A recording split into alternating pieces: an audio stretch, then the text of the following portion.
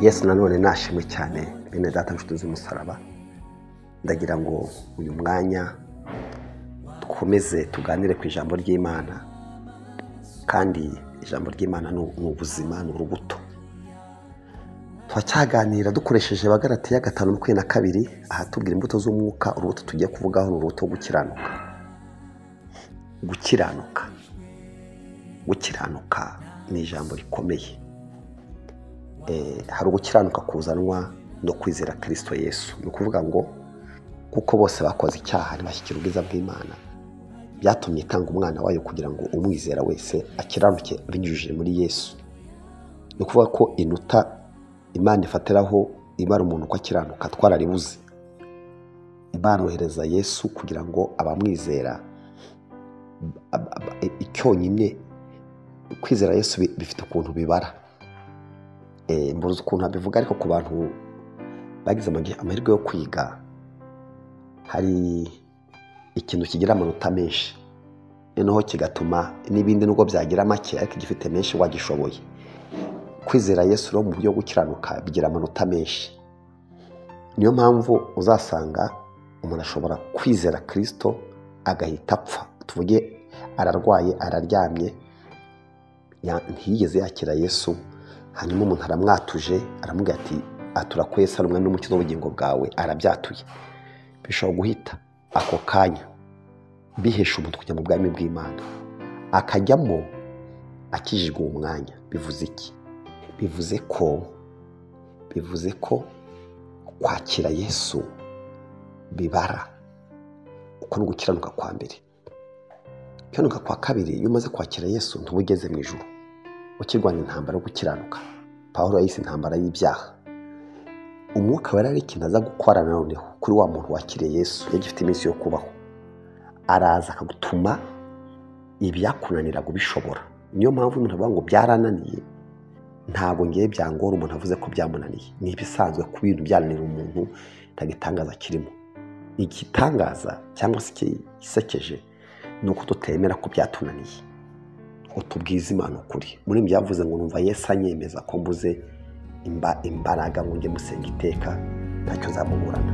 Amaraso ya Yesu yogeje atyo abanduye imitima yabo, ntimukererwa ubwo mutebuke mwezwe imitima yanyu neza.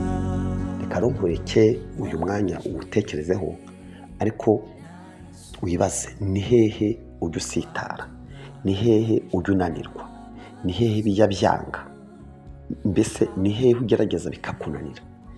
Ni hehe ubona bitari uko ushaka, ukabona wararwana nabyo bikarangira bikunanira bigutsinze? Umva ibanga si irindi rero, ni ugusaba umwuka wera akaza agahingamo urubuto, imbuto zo gukiranuka.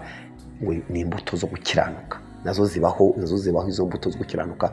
Umuntu agakiranuka rwose, ukabona kubera Yesu yinjiye mu buzima bwe, ugasanga ibyaha yarabinesheje, akarwana nabyo byajya binaza imbere, akabwira ati wabyahawe mva imbere, akabinesha, akabishobora.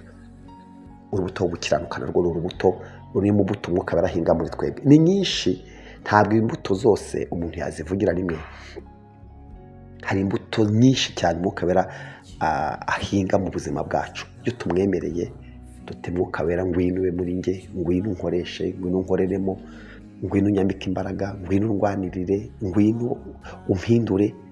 Umwuka wera arumva, afite amatwi, afite ubushake, afite umutima. Yumva umwuka wera nk'umukara, ngwino uhinge muri nge imbuto zo kwihangana, imbuto zo kugwa neza, imbuto z'urukundo. Umwuka wera araza akazihinga muri twe, tukabonwamo ibintu tutavukanye, bitari muri kamere yacu, bitaba no mu tuvukana no muri bene wacu. Uwo mwuka wera yabikora, kandi ni nacyo gituma dukwiye kumushaka. Twavuganye ko gituma abantu banga umwuka wera cyangwa badahabwa umwuka wera, ni uko impamvu bamusaba, ugasaba umwuka wera utayisobanura. Iyo utazi ikintu, impamvu usaba ikintu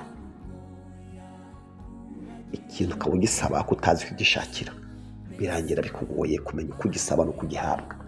Ariko muri izi nshuti tumaze iminsi twiga, zo kumenya ko umwuka barahinga muri tw'imbuto twera, ako turi nk'umurima, ako twazihinzwemo n'umwuka wera akazivomerera akazikuza, ni umwuka wera. Reka rero nkwifuriza gukomeza gukura mu mwuka no gutera imbere mu buryo bwo kwizera. Imana iguhe umugisha mu izina rya Yesu. Gira neza, amen.